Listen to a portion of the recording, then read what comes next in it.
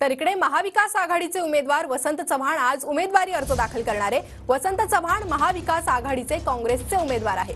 अर्ज दाखल करण्यापूर्वी नांदेड शहरात आज सभेचं देखील आयोजन करण्यात आलंय आणि याच संदर्भातला आढावा घेतलाय आमच्या प्रतिनिधींनी, पाहूयात।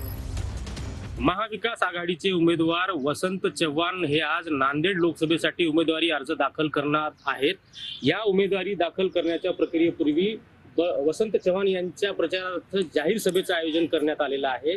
नांदेड शहरातील हिंगोली परिसरात ही सभा आयोजित करण्यात आली आहे। दुपारी 1 वाजता या सभेचं आयोजन करण्यात आलेलं आहे। या सभेसाठी येणाऱ्या कार्यकर्त्यांना बसण्यासाठी आसन व्यवस्था मोठ्या प्रमाणात करण्यात आलेली आहे। उन्हापासून बचाव व्हावा तसेच गरमीपासून बचाव व्हावा यासाठी कूलरची सुद्धा मोठ्या प्रमाणात व्यवस्था करण्यात आलेली आहे। त्याचबरोबर काँग्रेस पक्षाचे ज्येष्ठ नेते नाना पटोले, शिवरामजी मुगे, बाळासाहेब थोरात सुद्धा वसंत चव्हाण यांच्या उमेदवारी अर्ज दाखल करण्याच्या प्रक्रियेसाठी येणार असल्याची माहिती मिळत आहे। त्याचबरोबर वसंत चव्हाण हे नांदेड शहरातून मोठं शक्ती प्रदर्शन करत शहरातून रॅली काढणार आहेत। त्यानंतर शहरातील हिंगोली गेट परिसरात इथे जाहीर सभेचं आयोजन होणार आहे।